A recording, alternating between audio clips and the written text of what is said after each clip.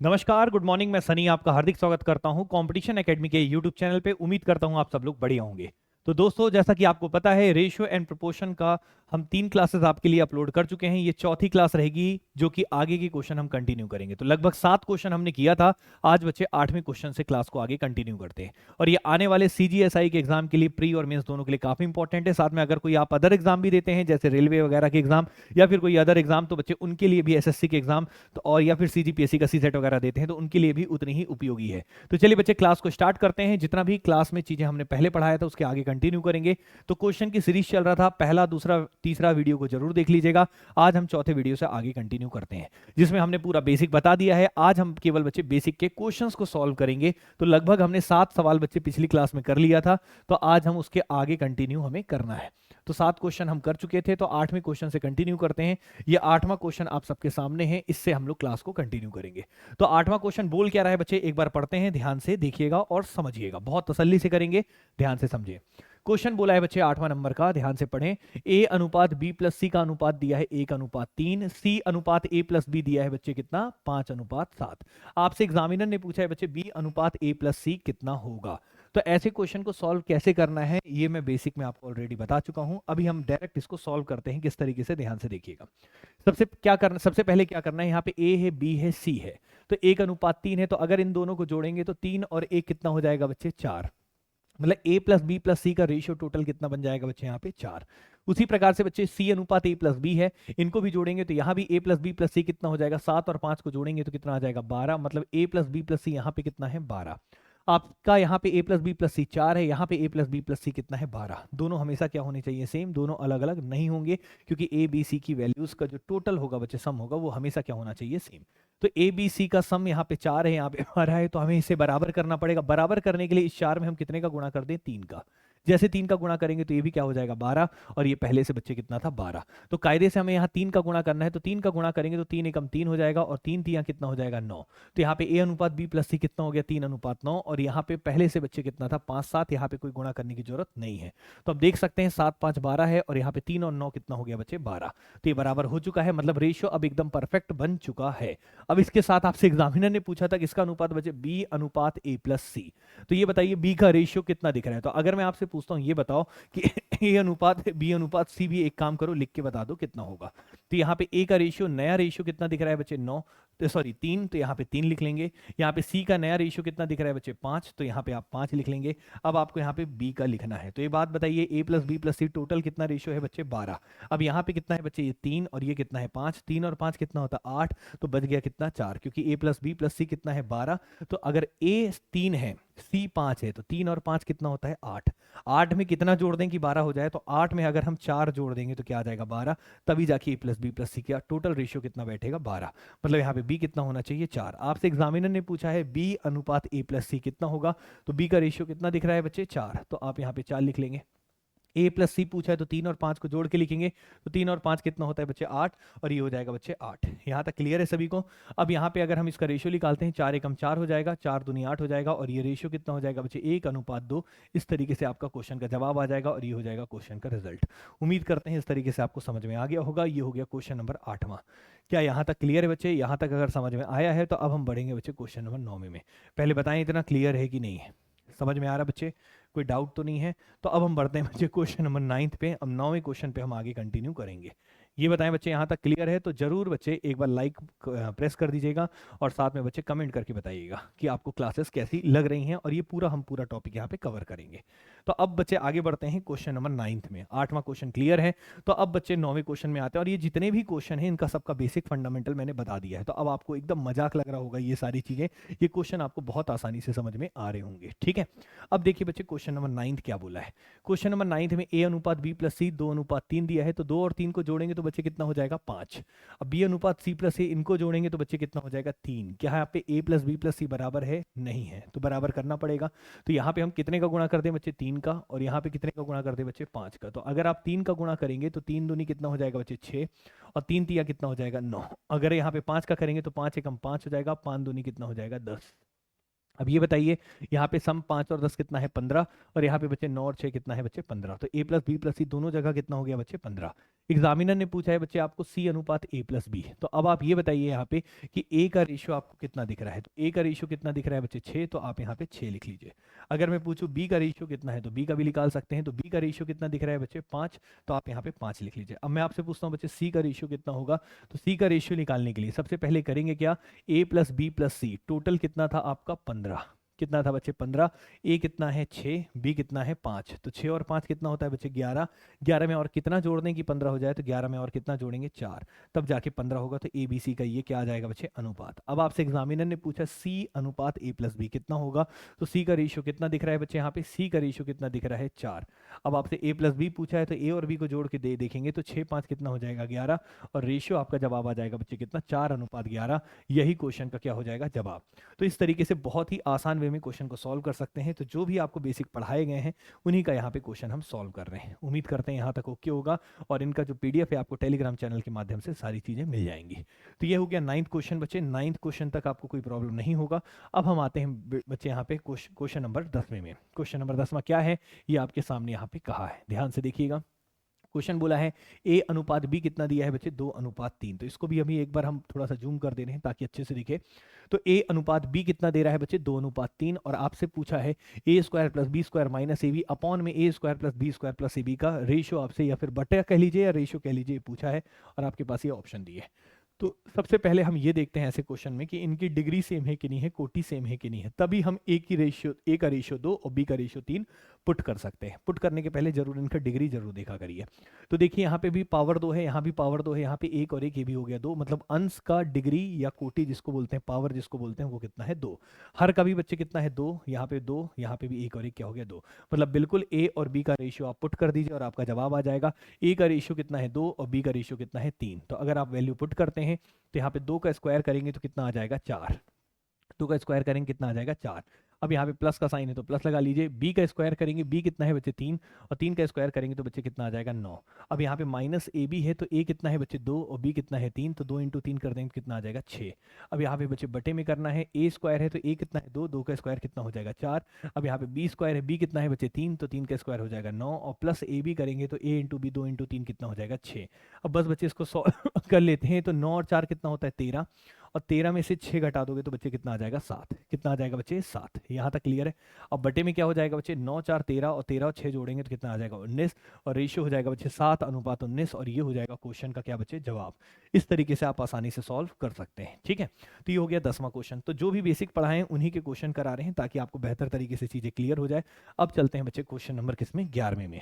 तो 11वें में आगे बढ़ेंगे। उम्मीद करते हैं यहाँ तक आपको सब कुछ समझ में आ रहा होगा। 11वां क्वेश्चन क्या है इसको भी अभी हम पढ़ते हैं। क्वेश्चन 11वें में बोला है बच्चे P अनुपात Q दिया है बच्चे, और R अनुपात S दिया है बच्चे, और T अनुपात U दिया है कितना 2 अनुपात 3। ये तीनों अनुपात क्या दिए हैं बराबर।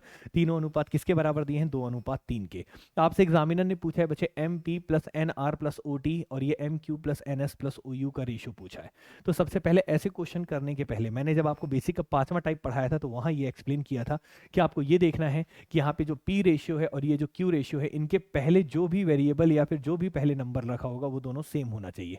तो देखिए P के पहले क्या लिखा है M, तो जरूर बच्चे Q के पहले भी क्या लिखा होगा M। अगर ऐसा है तो हम इन ये जो रेशियो दिख रहा है यही आपके क्वेश्चन का क्या होगा जवाब। ये बात क्लियर है। ठीक है, तो यहाँ पे देखिएगा बच्चे P के पहले जो है वही Q के पहले है, जो R के पहले होगा वही S के पहले होगा। तो R के पहले N है और यहाँ पे S के पहले भी क्या है N है। यहाँ पे T के पहले जो होगा वही U के पहले होगा, तो T के पहले O है और U के पहले भी O है, तो यहाँ पे सेम है, मतलब सब कुछ परफेक्ट है। मतलब यहाँ पे रेशियो अगर 2 अनुपात 3 दिया है तो इसका भी बच्चे आप डायरेक्ट आंसर लिखेंगे 2 अनुपात 3, मतलब 2/3 या फिर 2 अनुपात 3 दोनों बोल सकते हैं। तो उस हिसाब से कौन सा जवाब हो जाएगा बच्चे सी ऑप्शन, यही क्वेश्चन का रिजल्ट हो जाएगा। उम्मीद करते हैं ये बात आपको क्लियर होगा। अब ये स्लैश करके जो लिखा है ना बच्चे, इसका मतलब ये है कि इंग्लिश हिंदी मीडियम दोनों के लिए अलग अलग ऑप्शन कर दिया था, तो आप परेशान ना हो। ठीक है, तो ये तो ऑप्शन ही गलत है वैसे, इसमें कुछ 6 कैसे होगा, इसमें शायद कुछ प्रिंटिंग मिस्टेक होगा, टाइपिंग मिस्टेक होगा, या फिर 6/6 लिखा है, जो भी लिखा है। ठीक है, तो इस चीज़ को याद रखिएगा। तो यहाँ पे कौन सा जवाब होगा बच्चे सी ऑप्शन। ये बी और डी ऑप्शन ही गलत है, तो एक बार डी गलत, बी और डी इसलिए गलत है, क्यों गलत है मैं बता दे रहा हूँ।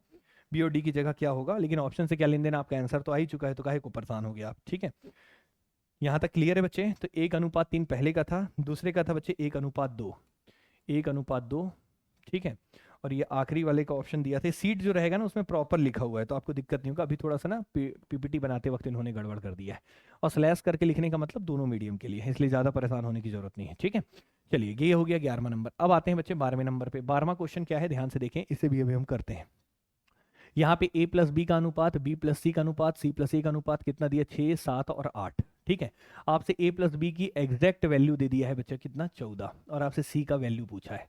तो ये देखो यहाँ पे जो दिया है ना, ये क्या दिया है, रेशियो, और यहाँ पे जो दिया है ना, ये दिया है वैल्यू, और आपसे किसका वैल्यू पूछा है, c का। और यहाँ पे 4 ऑप्शन है। पहला ऑप्शन 6 है, ये बटा करके लिखने की जरूरत नहीं है। दूसरा ऑप्शन 7 है, तीसरा ऑप्शन 8 है, और चौथा ऑप्शन क्या है बच्चे, 14। यहाँ तक क्लियर है। तो ये आपके सामने ऑप्शन है, किस तरीके से करना है वो हम बताते हैं। तो पहले तो हम बेसिक बताते हैं एकदम डिटेल से, और फिर बताते हैं कि एग्जाम में कैसे करना है। दोनों चीज़ों को सीखिएगा। ठीक है, आप ये बताएं बच्चे, a प्लस बी का रेशियो, b प्लस सी का रेशियो और c प्लस ए का रेशियो कितना दिया है, 6, 7 और 8। तो अगर हम एक काम करें, ये ए बी है, ये बी सी है, ये सी ए है, तो अगर तीनों के रेशियो को अगर हम ऐड कर दें, तीनों को क्या कर दें, ऐड कर दें, तो एक बात बताइए, तीनों को ऐड करेंगे तो a कितनी बार दिख रहा है, 2 बार, तो ये हो जाएगा बच्चे 2a। क्या हो जाएगा बच्चे, 2a। उसके बाद b कितनी बार दिख रहा है, 2 बार, तो ये हो जाएगा बच्चे 2b। हम तीनों के रेशियो को जोड़ रहे हैं। अब यहाँ पे सी कितनी बार है, 2 बार, तो यहाँ पे हो जाएगा 2c। तो तीनों को हमने जोड़ दिया। क्लियर है कि नहीं। अब तीनों को जोड़ने के बाद अगर यहाँ पे जुड़ा है तो रेशियो में भी जुड़ेगा। तो यहाँ पे रेशियो कितना है, 6। तो रेशियो के फॉर्म में तो हम एक काम कर लेते हैं, इसको मान लेते हैं 6x, इसको क्या मान लेते हैं 7x, और इसको क्या मान लेते हैं 8x। तो ये 6x है, 7x है, और ये क्या है 8x है। तो तीनों के रेशियो को अगर हम जोड़ देते हैं, ऐड कर देते हैं, तो 6 और 7 कितना हो जाएगा, 13, और 13 और 8, क्योंकि हमने इधर तीनों को जोड़ा है तो इधर भी रेशियो में तीनों का एडिशन होगा। तो 6 और 7 13, 13 और 7 कितना हो जाएगा, 20, और 1 21। तो टोटल कितना आ जाएगा, 21x। ये हो गया एकदम बेसिक तरीका जो बुक्स वगैरह में दिया रहता है। ठीक है, एकदम बेसिक से पहले बता रहे हैं, फिर बताएंगे एग्जाम में क्या अप्रोच होना चाहिए। तो ये बच्चे तीनों का सम, तीनों के रेशियो का सम कितना हो गया, 21x। ठीक है, अब तीनों को सम आपने निकाल लिया है, तो 2 को अगर आप कॉमन लेते हैं तो ब्रैकेट के अंदर क्या बचेगा, a प्लस बी प्लस सी, क्योंकि तीनों के पास 2 है, और ये किसके बराबर होगा बच्चे, 21x। तो यहाँ से बच्चे आप a प्लस बी का रेशियो से आप यहाँ पे 2 times of a plus B plus C कितने के बराबर हो गया, 21x। अब आप यहाँ से a प्लस बी प्लस सी की वैल्यू निकाल सकते हैं। a प्लस बी की प्लस सी की वैल्यू कितनी हो जाएगी, 21x बटा कितना हो जाएगा बच्चे, 2। तो ये आ जाएगा बच्चे कितना, 10.5x भी बोल सकते हैं, या फिर 21 बटा 2x लिखना हो तो ये भी ठीक है, ये भी ठीक है, इसमें कोई प्रॉब्लम नहीं है। आपने a प्लस बी प्लस सी की वैल्यू निकाल ली रेशियो के फॉर्म में। अब a प्लस बी प्लस सी का जो एक्चुअल वैल्यू दिया था वो कितना दिया था, 14। कितना दिया था, 14। तो अब आप यहाँ पे क्या कर सकते हैं कि a प्लस बी प्लस सी का जो रेशियो है बच्चे वो कितना है आपका, 10.5। तो 10.5x लिखना हो तो लिख लो, या इसी को लिख लो। मैं इसी को लिख लेता हूँ, ये मेरे लिए ज़्यादा इजी पड़ेगा। तो 21x बटा जो है बच्चे, वो एक्चुअल वैल्यू कितने के बराबर दिया है बच्चे, 14। तो हम यहाँ पे 14 लिख लेते हैं। अब यहाँ से हम x की वैल्यू निकालेंगे, तो x की वैल्यू निकालने के लिए ये तिर्यक गुणा हो जाएगा, 2 इंटू कितना हो जाएगा, 14, और बटे में क्या आ जाएगा, 21। यहाँ पे 7 से कट जाएगा, 7 तियाँ 21, और 7 दूनी क्या हो जाएगा, 14।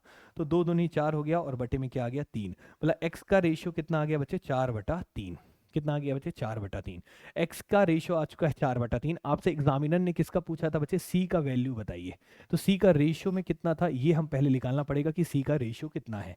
तो आप सबसे पहले एक बात बताएं, a प्लस बी प्लस सी कितना आया था बच्चे, a प्लस बी प्लस सी का रेशियो कितना आया था बच्चे, 10.5x। ठीक है, आपको निकालना क्या है बच्चे, c की वैल्यू। तो एक बात बताइए, यहाँ पे ए बी है, यहाँ पे बी सी है, यहाँ पे सी ए है। तो अगर ए बी सी में से ए बी में उठा के यहाँ पे माइनस कर दूं, ए बी से ए बी घटा दूं, तो बचेगा कौन, सी। क्योंकि यहाँ पे a प्लस बी का रेशियो बच्चे यहाँ पे कितना दिख रहा है, a प्लस बी का रेशियो कितना था बच्चे, 6x। तो यहाँ पे 6x लिख लीजिए।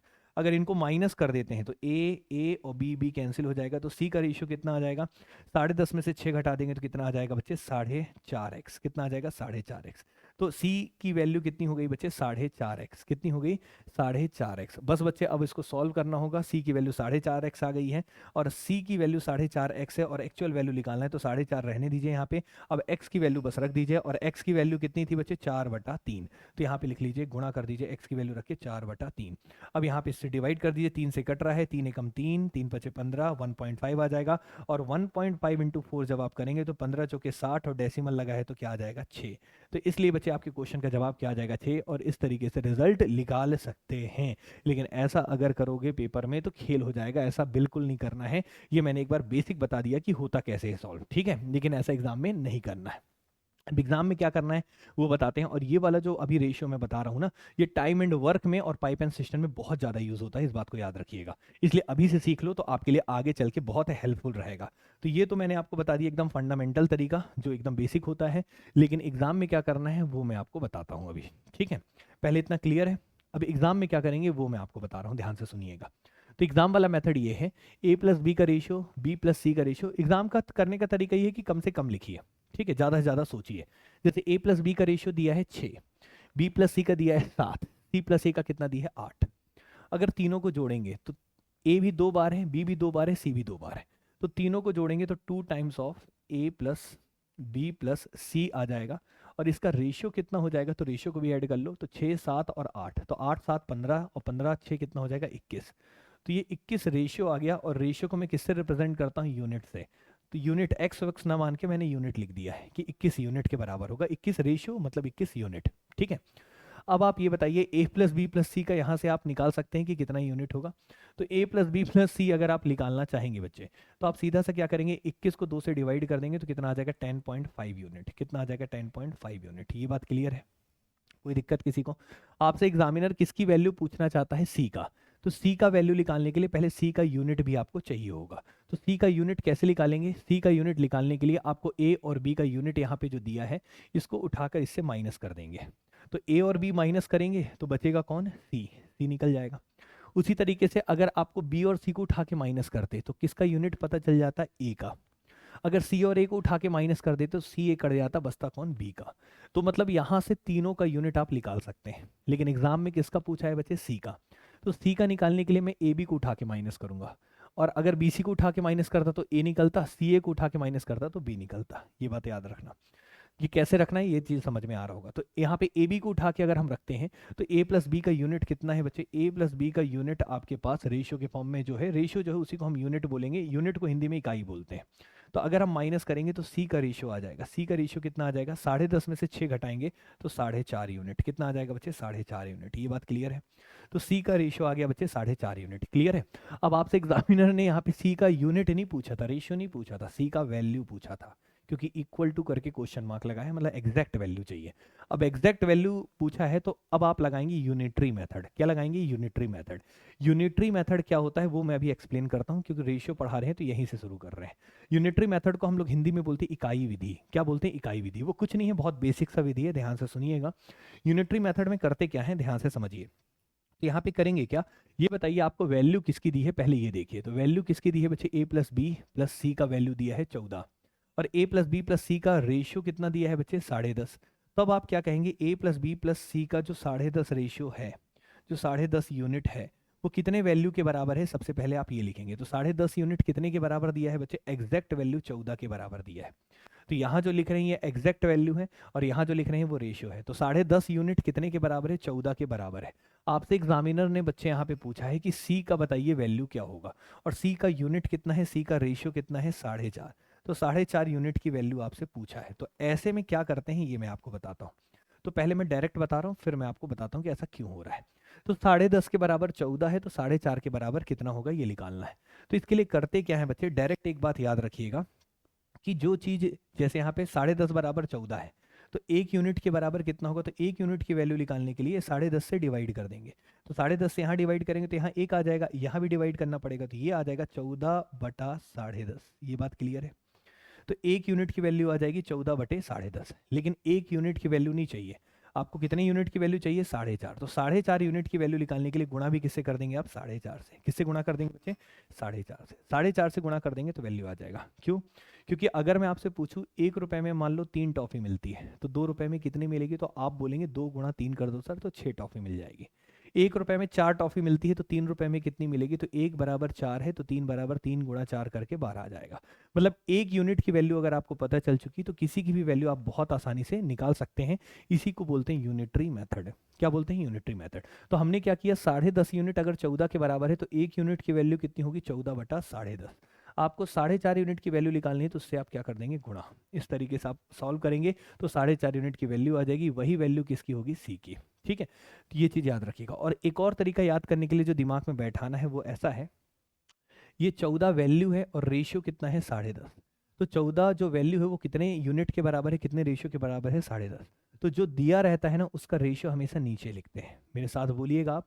जो दिया रहता है उसका रेशियो हमेशा कहाँ लिखते हैं, नीचे। और जो पूछा है उसका रेशियो हमेशा कहाँ लिखते हैं, ऊपर। याद रखिएगा, जो दिया है उसका रेशियो नीचे और जो पूछा है उसका रेशियो ऊपर। अगर ऐसा करके सॉल्व कर देंगे तो आपको आंसर आ जाएगा। तो मैं फिर से बोलता हूँ, जो दिया है उसका रेशियो कहाँ लिखेंगे, नीचे। और जो पूछा है उसका रेशियो कहाँ लिखेंगे, ऊपर। जो दिया है उसका रेशियो नीचे और जो पूछा है उसका रेशियो ऊपर। इस बात को याद रखना, हमेशा करेंगे पूरे मैथ्स में, हर जगह यूनिटरी मेथड जहां भी यूज करूंगा मैं यही करूंगा। जो दिया है उसका रेशियो नीचे और जो पूछा है उसका रेशियो ऊपर। तो 10.5 यूनिट 14 है, तो 14 की रेशियो दिया है तो वो नीचे आ जाएगा, और इसका इसका वैल्यू पूछा है तो ये ऊपर चला जाएगा। बस सॉल्व कर लीजिए। एक अंक के पहले डेसिमल है, एक अंक के पहले डेसिमल है, कैंसिल हो जाएगा। अब ये बच्चे किससे कट रहा है, 15 से। 15 तियां कितना हो जाएगा, 45। 15 तियां कितना हो जाएगा, 45। क्लियर है कि नहीं। और 15 सत्ते कितना हो जाएगा, 105। क्लियर है कि नहीं।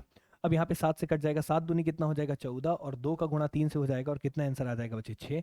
और यही क्वेश्चन का क्या हो जाएगा आंसर। इस तरीके से करना है, बात समझ में आए। तो ये मैंने आपको यहाँ पे बताया, और इसी तरीके से आप क्वेश्चन को सॉल्व करेंगे, इस बात को याद रखिएगा।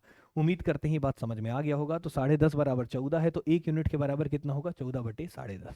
1 यूनिट की वैल्यू पता चल चुकी, तो जिसकी भी वैल्यू पूछेगी उससे गुणा कर देंगे। या फिर फाइनल बात याद रखना, जो दिया है उसका रेशियो नीचे और जो पूछा है उसका रेशियो ऊपर। इसी तरीके से हम हर जगह यूनिटरी मेथड जहां भी लगेगा वहां पे हम लगाएंगे। क्लियर है।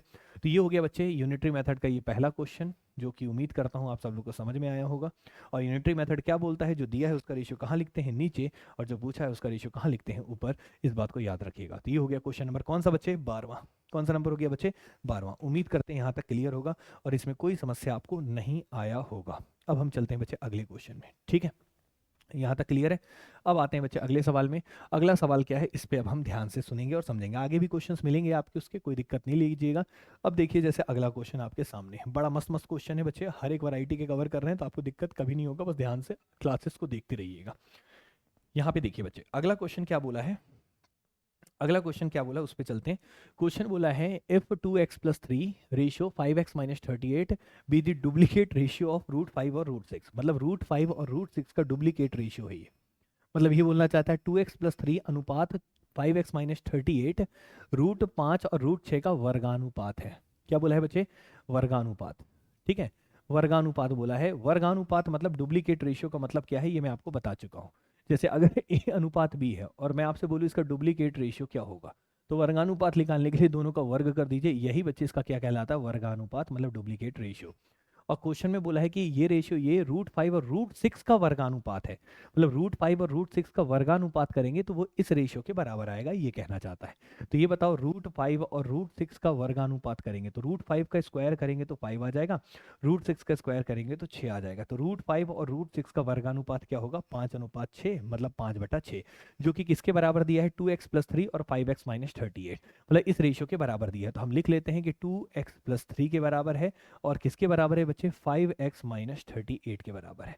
तो यहाँ पे यही कहा था कि √5 और √6 का जो वर्गानुपात होगा वो बच्चे इसके बराबर होगा। तो √5 √6 का वर्गानुपात करेंगे तो वर्ग करेंगे तो √5 का वर्ग करेंगे तो 5 हो जाएगा, √6 का वर्ग करेंगे तो 6 हो जाएगा।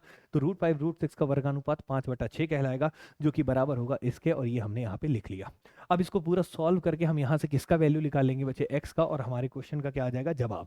तो आइए x की वैल्यू निकालते हैं। तो x की वैल्यू निकालने के लिए किसका गुणा करेंगे बच्चे, तिर्यक गुणा करेंगे यहाँ पे। तो आइए क्रॉस मल्टीप्लाई करते हैं। तो देखिएगा, 5 का गुणा यहाँ पे करेंगे तो 5 × 5 कितना हो जाएगा बच्चे, 25x। और यहाँ पे 38 का 5 से करेंगे तो ये कितना आ जाएगा बच्चे, 190। कितना आ जाएगा, 90। ठीक है, कोई दिक्कत, 5 × 8 = 40, 0 हासिल 4, 5 से 15 4 19। ठीक है, अब तिर्यक गुणा यहाँ भी कर दीजिए तो 6 दूनी कितना हो जाएगा बच्चे, 12x। और ये 6 तिया कितना हो गया बच्चे, 18। अब ये देखिए, यहाँ पे 12x को इधर ले आइए, ये 25x बड़ा है, 12x छोटा है, तो इधर आ जाएगा, तो साइन बदल जाएगा। तो 25x में से कितना माइनस कर दीजिए बच्चे, 12x माइनस कर दीजिए। और 190 उधर चला जाएगा तो ये प्लस हो जाएगा, और प्लस ये 18। तो कुल मिला के कितना हो जाएगा बच्चे, 208 हो जाएगा। और यहाँ पे माइनस कर देंगे तो कितना आ जाएगा बच्चे, 13x। अब x की वैल्यू अगर हम निकालते हैं तो 208 को किससे भाग देंगे बच्चे, 13 से। और 13 से भाग देंगे तो 13 एकम 13 हो जाएगा। ठीक है, 13 एकम 13। अब कितना शेषल बचा, 7। 7 और 8 कितना होता है, 78। ठीक है, तो 78 होता है। तो 13 छिक्के कितना हो जाएगा बच्चे, 13 छिक्के कितना हो जाएगा यहाँ पे, 13 छिक्के 78 हो जाएगा। तो x की वैल्यू कितनी आ जाएगी बच्चे, 16। x की वैल्यू कितनी आ जाएगी बच्चे 16, और यही पूछा था x का मान बताइए और x का वैल्यू कितने आ जाएगा बच्चे 16।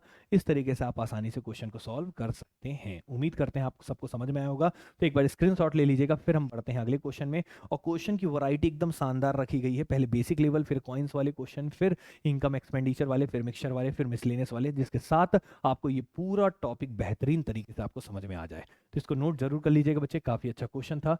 अब हम उसके बाद आगे बढ़ेंगे, ठीक है। यहाँ तक 13 तक कोई दिक्कत आपको नहीं आया होगा। अब चलते हैं बच्चे अगले सवाल पे, क्वेश्चन नंबर 14 पे। तो 14 नंबर आपके सामने है यहाँ पे, इसको भी पढ़ते हैं। इस क्वेश्चन में क्या बोला है, लैंग्वेज है पूरा, और जो सिखाए हैं बस उसी के अकॉर्डिंग आपको चल रहा है, तो आपको आसानी से समझ में आएगा, ठीक है। यहाँ तक क्लियर है सभी को, ठीक, कोई दिक्कत तो नहीं किसी को। चलिए तो अब हम आगे बढ़ते हैं, ध्यान से देखेंगे यहाँ पे ये क्वेश्चन क्या बोला है, ठीक है। इस क्वेश्चन पे चलते हैं, ये क्वेश्चन क्या कहा है बच्चे, इस बात पे चलते हैं। तो क्वेश्चन बोला है 3x - 7 और 4x + 3 is the sub triplicate ratio of 8:27, find the value of x। तो हिंदी में अगर हम आते हैं तो ये और ये जो अनुपात दिया है वो 8 और 27 का घन मूलानुपात है। तो घन मूलानुपात का मतलब होता है बच्चे क्या, सब ट्रिप्लिकेट रेशियो। और घन मूलानुपात का मतलब अगर x अनुपात y है और मैं बोल दूं इसका घन मूलानुपात करो, तो घन मूल करना है मतलब क्यूब रूट करना है x का और क्यूब रूट करना है y का। और ये सारी चीजें मैंने बेसिक की क्लासेस में आपको बताया है, पहली और दूसरी क्लास में, क्लियर है। तो अब देखिएगा बच्चे, या तीसरी क्लास में शायद बताया है, देख लीजिएगा आप, ठीक है। ये चौथी क्लास है टोटल। तो देखिए, तो यहाँ पे इसका घन मूलानुपात निकालेंगे, घन मूलानुपात निकालने के लिए इसका क्यूब रूट करेंगे। तो 8 का क्यूब रूट क्या हो जाएगा बच्चे 2, क्योंकि 2 की पावर 3 8 होता है। और 27 का क्या हो जाएगा बच्चे 3, 3 की पावर 3 होता है 27, तो 2/3 हो जाएगा, जो किसके बराबर है बच्चे, इस रेशियो के बराबर है। तो इस रेशियो को लिख लेते हैं 3x - 7 अपॉन, यहाँ पे क्या है बच्चे 4x + 3। क्या ये बात क्लियर है, ये इसके बराबर होगा। तो इसका घन मूलानुपात इस रेशियो के बराबर होगा, और आपको यहाँ से क्या निकालना है, x की वैल्यू निकालना है। तो बस बच्चे इसको सॉल्व कर लेते हैं और हमारा x का वैल्यू निकल जाएगा। तो सॉल्व करते हैं बच्चे, ध्यान से देखिएगा। तो तिर्यक गुणा करिए, 3 × 3 कितना हो जाएगा 9x, और 3 × 7 कितना हो जाएगा 21, तो -21 लिख लीजिए। 2 का गुणा करेंगे तो 2 चौके क्या हो जाएगा 8x, और 2 तिया क्या हो जाएगा बच्चे 6। अब 9x में से 8x घटा दीजिए तो केवल x बचेगा, ये 21 उधर चला जाएगा, +6 है, तो 21 और 6 क्या हो जाएगा बच्चे 27। यहाँ से बच्चे x की वैल्यू आ जाएगी कितनी 27। ये स्लैश करके लिखा है तो परेशान मत होना, इंग्लिश और हिंदी दोनों के लिए अलग अलग लिख दिया, लेकिन नंबर की जगह लिखना नहीं चाहिए था उसे। इसका मतलब 9 है, इसका मतलब 54 है, इसका 18, इसका 27, तो आंसर क्या होगा 27। उम्मीद करते हैं ये बात क्लियर होगा, और यहाँ तक बच्चे आप सबको अच्छे से समझ में आ गया होगा ये सारे क्वेश्चंस। अब हम इसके बाद आगे बढ़ते हैं अगले सवाल पे। अगला सवाल है, कौन सा वाला बच्चे, 15th क्वेश्चन, 15वां क्वेश्चन। और 15वां क्वेश्चन क्या बोला है, एक बार इसको भी पढ़ लेते हैं, उसके बाद हम आगे बढ़ेंगे, ठीक है। क्वेश्चन क्या बोलना चाहता है, तो क्वेश्चन नंबर 15वां कहा क्या है, एक बार पढ़िएगा। क्वेश्चन के लैंग्वेज में बोला है the mean proportion between this and this is, मतलब इनके बीच का मध्यानुपात आपको ज्ञात करना है। तो 3 + √2 और 12 - √32 का मध्यानुपात ज्ञात निकालना है, आपको मीन प्रोपोर्शन निकालना है। ये सबसे शानदार क्वेश्चन है, ध्यान से सुनिएगा करेंगे कैसे। अगर दो चीजों का मध्यानुपात निकालना होता है तो करते क्या है, जैसे अगर मैं बोल दूं a और c का मध्यानुपात निकालिए, तो आप इन दोनों का मध्यानुपात निकालने के लिए पहले गुणा करेंगे और फिर यहाँ पे रूट कर देंगे। ऐसा मैंने आपको पढ़ाया है प्रोपोर्शन के टाइप से पिछली क्लास में, ठीक है। तो इन दोनों का मध्यानुपात निकालना है, तो हम यहाँ पे लिख लेते हैं 3 + √2। इतना लिखना नहीं रहेगा पेपर में, बस समझाने के लिए लिख रहे हैं। इसका मध्यानुपात कौन है, बीच b है, इसलिए हमने बीच में लिख लिया। और तीसरा कौन है बच्चे 12 - √32। इन दोनों का मध्यानुपात निकालना है, ठीक है। तो मध्यानुपात निकालने के लिए पहले इन दोनों का गुणा करके रूट कर देंगे, ऐसा आपको पढ़ाया गया है, क्लियर है कि नहीं। तो हम डायरेक्ट निकालते हैं b। तो b निकालने के लिए हमें क्या करना पड़ेगा, इन दोनों का गुणा, 3 + √2 और साथ में क्या है बच्चे 12 - √32, इनका गुणा करके अब यहाँ पे क्या निकाल देंगे रूट, तो आपका मध्यानुपात आ जाएगा। लेकिन इनको गुणा करने के पहले थोड़ा ध्यान से देखो, यहाँ पे एक नंबर दिख रहा है 12 - √32। तो क्या आप इसको कुछ ब्रेक कर सकते हैं, जैसे 12 - √32 दिया है, तो इसको बिल्कुल तोड़ा जा सकता है। कैसे तोड़ा जा सकता है, जैसे 12 को 12 रहने दो। अब ये बताओ यहाँ पे 32 जो है 32 टूटेगा, कैसे टूटेगा, 4 8 सॉरी यहाँ पे 16 दूनी क्या होता है 32, 16 दूनी 32। तो अगर हम 32 को लिखे तो 16 गुणे तो 2 ऐसे तोड़ सकते हैं। इसको तोड़ने का क्या बेनिफिट है वो पता चलेगा, गुणा करने में बहुत मदद मिलेगा, ठीक है। तो 16 गुणे 2 लिख सकते हैं, 16 दूनी क्या होता है 32। अब आपको पता है कि यहाँ पे 16 का रूट निकालेंगे बच्चे तो क्या आ जाएगा 4 बाहर, और अंदर 2 है तो अंदर केवल √2 बचेगा, क्योंकि 16 का रूट निकालेंगे तो बाहर 4 आ जाएगा और यहाँ पे √2 बचेगा। अब यहाँ पे बताइएगा बच्चे, यहाँ पे 12 है, यहाँ पे 4 है, तो अगर हम कॉमन ले लेते हैं 4 को, तो 4 × 3 = 12 हो जाएगा, और 4 × 1 = 4, तो यहाँ पे केवल √2 बचेगा। तो ये बताइए यहाँ पे क्या रिजल्ट आ गया, 3 minus root two multiplication of 4। तो ये बताइए 3 यहाँ पे प्लस क्या था रूट टू, और ये आ गया 3 माइनस रूट टू। तो काफ़ी हेल्प हो जाएगा। क्यों हो जाएगा, क्योंकि आप सबको पता होगा कि ए स्क्वायर माइनस बी स्क्वायर का जो फॉर्मूला होता है बच्चे, वो होता है ए प्लस बी इंटू ए माइनस बी। इस बात को याद रखिएगा, ए स्क्वायर माइनस बी स्क्वायर का फॉर्मूला होता है ए प्लस बी और ए माइनस बी। इसी का हम इस्तेमाल करके क्वेश्चन बड़े आसान वे में सॉल्व कर लेंगे। तो आइए देखते हैं यहाँ पे। तो हम सबसे पहले यहाँ पे क्या लगाते हैं बच्चे, रूट। क्या लगाते हैं बच्चे, रूट। अब यहाँ पे 3 प्लस रूट टू है तो इसको रहने दीजिए 3 प्लस रूट टू, कोई दिक्कत नहीं है। अब 12 माइनस रूट ऑफ 32 को हम क्या लिख सकते हैं बच्चे, 4 times of 3 minus 2 root two. तो यहाँ पे 4 times of 3 minus root two. Clear है। अब ये बताओ यहाँ पे रूट ऑफ 4 है, ये वाला 4 दिख रहा है, तो 4 तो बाहर आके कितना हो जाएगा, 2। लेकिन यहाँ पे बच्चे ये दिख रहा है, ये a प्लस बी जैसा दिख रहा है, और ये कैसा दिख रहा है, a माइनस बी। एक है a प्लस बी और एक है a माइनस बी, तो ये रिजल्ट निकल कर आता है a square minus B square. तो a की जगह 3 है तो 3 का स्क्वायर 9 हो जाएगा, और b की जगह रूट 2 है तो रूट 2 का स्क्वायर बच्चे क्या होता है, 2। याद रखिएगा बच्चे, रूट x का स्क्वायर अगर आप करते हैं तो बच्चे कितना आता है, याद रखिएगा x। तो रूट 2 का स्क्वायर अगर आप करेंगे तो बच्चे रिजल्ट में क्या आता है, 2। ये बात याद रखेंगे, ठीक है। तो यहाँ पे कायदे से रिजल्ट कितना हो गया, ये 2 है, और रूट ऑफ 9 माइनस 2 करेंगे तो कितना आ जाएगा, 7। तो रिजल्ट हो जाएगा 2 टाइम्स ऑफ रूट ऑफ 7, और यही क्वेश्चन का क्या हो जाएगा, जवाब। मतलब इस क्वेश्चन का रिजल्ट हो जाएगा बी ऑप्शन। इस तरीके से आप आसानी से सॉल्व कर सकते हैं। तो उम्मीद करते हैं यहाँ तक समझ में आया होगा। और आज की क्लास में बच्चे हम इतना ही लेंगे। यहाँ तक आपको 15 क्वेश्चन करा दिए हैं। आज थोड़ा वीडियो लंबा नहीं हो पाया क्योंकि क्लासेस थोड़ा सा बीच में ऑफलाइन में ज़्यादा हो गया था, तो इसलिए समय अभी ज़्यादा नहीं हो पाया था। ठीक है, तो अभी हम आपको इतने ही समय का भी क्लास करते हैं। बाकी नेक्स्ट क्लास में, आज आधे घंटे का ही बस क्लास है, अब नेक्स्ट क्लास में बच्चे पूरा 1 घंटे की हम आपके लिए क्लास रखेंगे। क्लियर है। उम्मीद करते हैं आपको समझ में आ गया होगा। आज केवल 15 कराए हैं, नेक्स्ट क्लास में हम इसके आगे का कंटिन्यू करा देंगे। तो उम्मीद करते हैं आप लोगों को सब समझ में आया होगा और यहाँ तक कोई दिक्कत नहीं होगा। तो मिलते हैं अगली क्लास में, तब तक के लिए जय हिंद, जय भारत।